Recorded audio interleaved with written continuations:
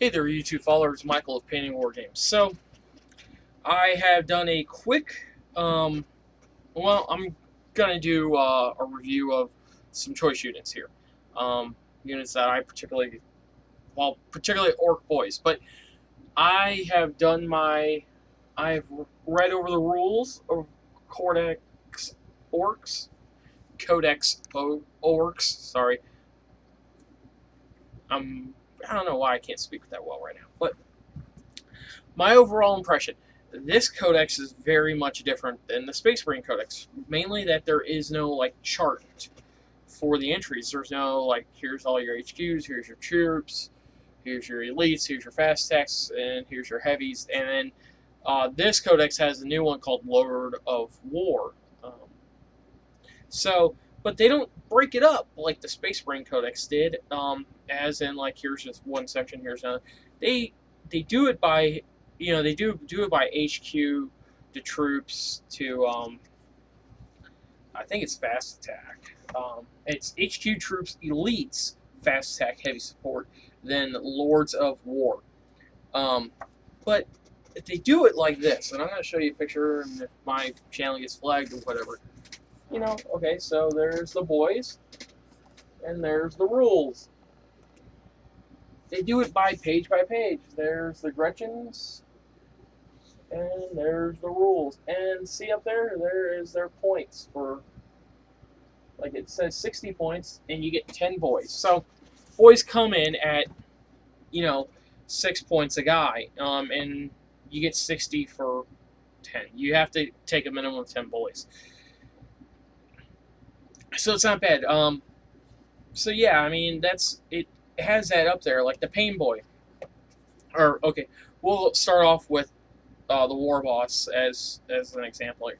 War Boss is 60 points. I'm sorry, I'm reading down because that's where it is.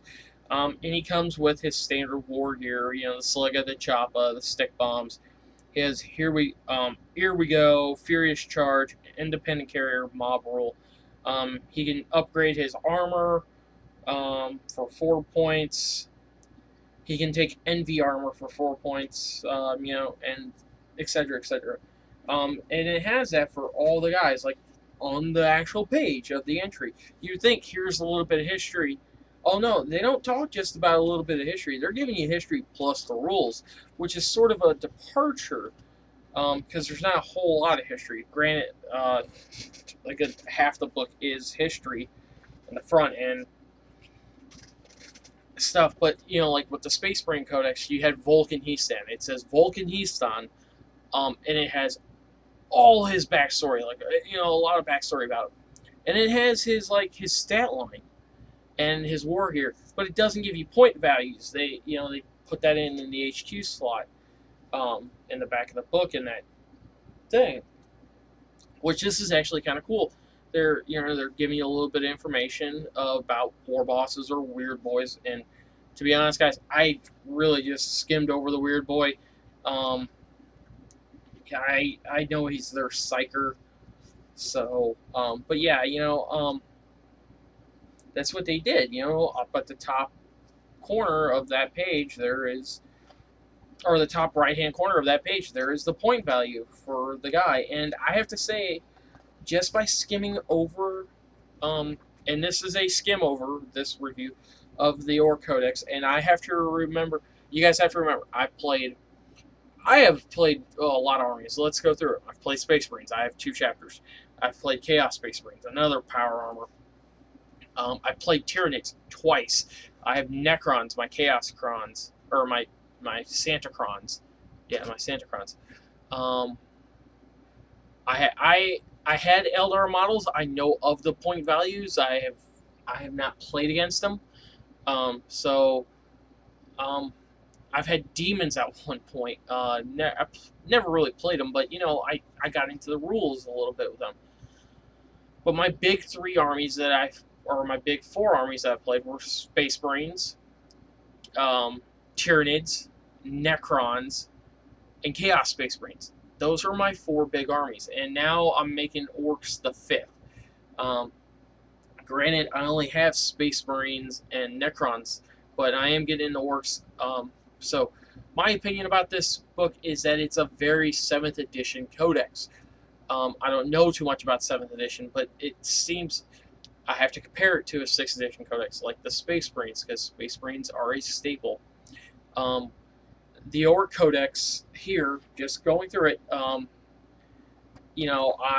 like it. It reminds me of Tyranids, but I never saw Tyranids 6th edition. I watch battle reports from mini wargaming. Like right now, I'm watching Chaos versus Tyranids, 1,500 points. It's Dave and Matt battling each other. Had that in the background as I was reading, but guys, I honestly got a headache briefing over this because it's a lot of information for me to take in, and I'm taking everything with a grain of salt. I do not know what the Furious Charge special rule does. I know in 6th edition it gave you the Rage special rule. Furious Charge gave you Rage, which was plus. You got +2 attacks. In 5th edition, Furious Charge was different. So, if you guys can tell me what Furious Charge does in 7th edition, I can make a better accurate, because basically everything in this codex, the one universal special rule that everybody has, is Furious Charge. And then a lot of them have the Here We Go and then Mob Rule. So you get these 3 main rules. Here We Go, which, let me see what Here We Go does, because I'm not going to remember all these off the top of the head. Here We Go. Allows you to reroll a dice when determining charge range. So, charge. I don't know if charge has changed. I don't think it does. From watching 7th edition of battle reports, you have to roll 2d die or 2d6. So you get to choose to reroll one of them. Mob rule. If the unit fails a morale or penning test, you have to make a roll on this chart with a d6. And then, you got Furious Charge. So, yeah. Another cool thing is that I see with Orks is that they generally all have weapon skill 5. This is an assaulting-based army. I knew this getting into it. They want to be in close combat. Ballistic skill is generally 2 across the board. Grots have 3, but they have a weak ballistic skill or weapon skill. So, yeah, these guys are made to fight. And their point values are accumulative for that. Like I said, Ork boys are 6 points a pop. You can take 30-man groups of these guys. Cool. Really cool. And that's if you're running them across the board, and I'm probably going to be running them across the board. The one thing, though, I was sort of disappointed of, and this is just, I could be wrong, and, I should have looked into it before I made my knobs, was the Power Claw. The Power Claw is 25 points. And let me go over here to knobs. Let me find them real quick. I should have notes. And next, when I do the HQ one, I will do notes. So let me find knobs here. They're probably in the elite section, right after boys and Gretchen's. Tank Busters, knobs. Knobs are 18 points a guy already. Power Claw is an additional 25 from what I remember. Come here. I do have to say this book is in color, is in full color, and there's a lot of cool artwork in here. Power Claw, 25 points. So, and I'm going to do a quick math thing because I didn't think of this beforehand. You guys are probably saying, Mike, why don't you know how to add? So, a knob with a Power Claw is 43 points.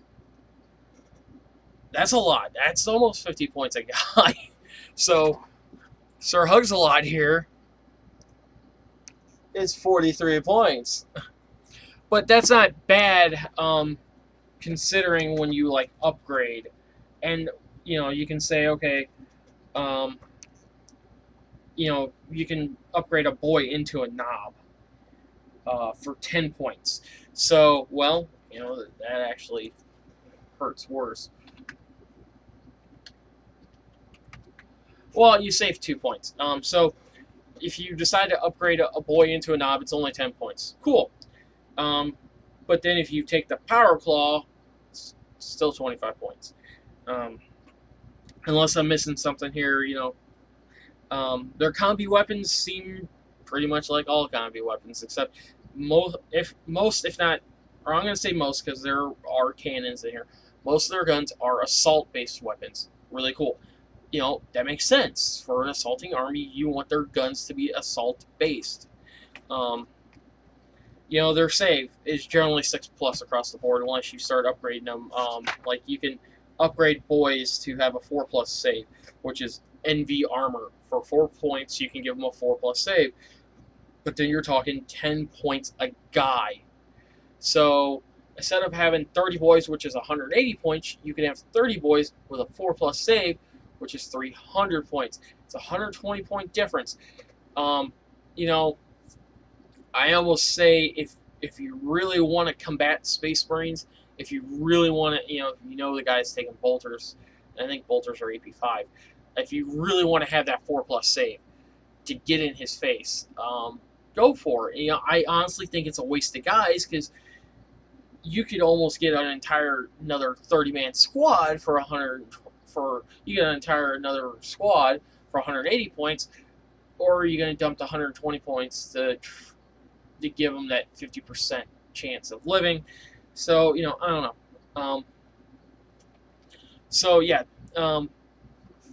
I'm definitely pleased with this. This is what I thought the Ork Codex would be.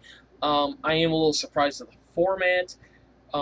Lords of War, I haven't even got into them. Like Gazgul Thraka, 225 points. I am cool that the Stampa is in here because I am going to get a Stampa one day. It's sooner or later going to happen, preferably later than sooner. They do have one formation, the Ork Warband, which is a war boss, a mech, a knob, or a unit of knobs or mega knobs, 6 units of boys, and 1 unit of Gretchens, which is really cool considering that you could take, I have to do math here. I'm bad with it. You could take 180 boys for that. So that's pretty cool. And there's no restrictions, it has some extra rules. Ludas, they're in heavy support, which I was really surprised at.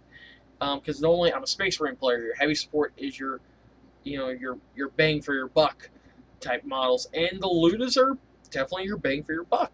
14 points a guy. I'll get more into them though, but they are definitely the kings of shooting. Like everyone says, they are probably the best shooting unit out there.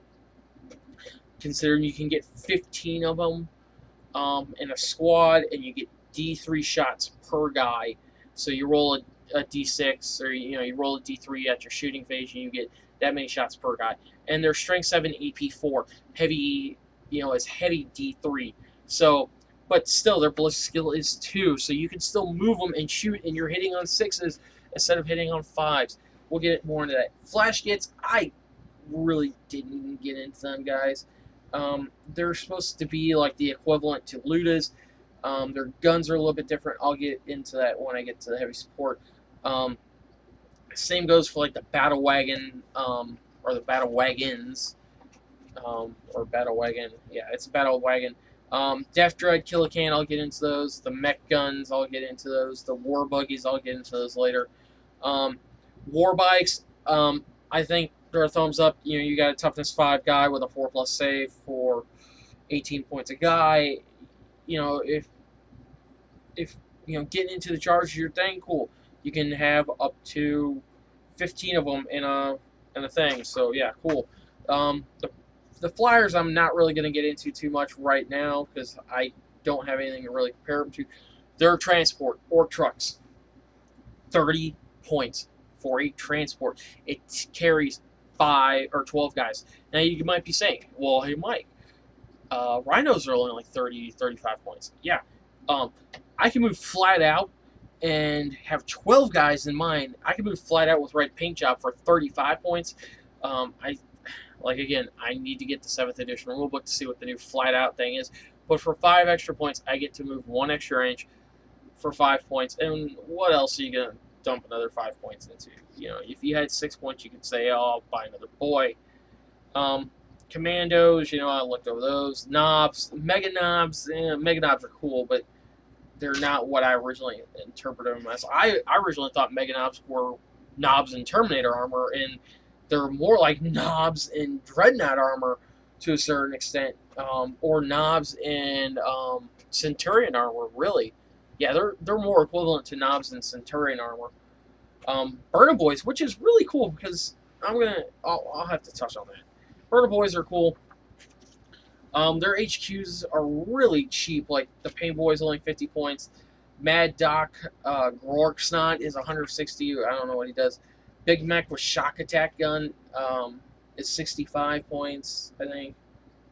I don't know. It's a Big Mech is 35 points. I'll have to look to see. Mech is 15 points, and you can have a 15-point HQ.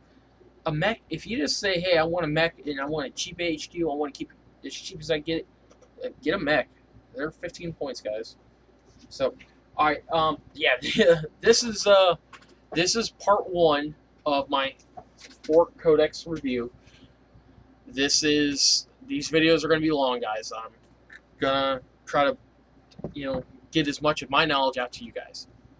I'm sorry it's taken me so long to get to this. I'm sorry it took me so long to even get this, the book. But it's coming now, and I'm gonna try. I'm gonna start writing notes on my thoughts of them and pros and cons. There's a lot of pros in this book, and I honestly think, just from skimming it over, Orks, if I had to classify codexes in tier lists, as of right now, Orks, just from a brief glance, is a tier 2, possibly tier 1 book. Just with the amount of options. It is definitely, with Space Marines, it is definitely on level with the Codex Space Marines. Any of the Space Marine books, like Dark Angels, Codex Space Marines. I honestly think it's better than Chaos Space Marine Codex, just from my experience, like playing Chaos Space Marines. But yeah, it's definitely tier 2 and tier 1 if built right, in my eyes. But that's just how it is. So the next video will be about the HQs, and I'll see you next time, guys. And as always, keep gaming.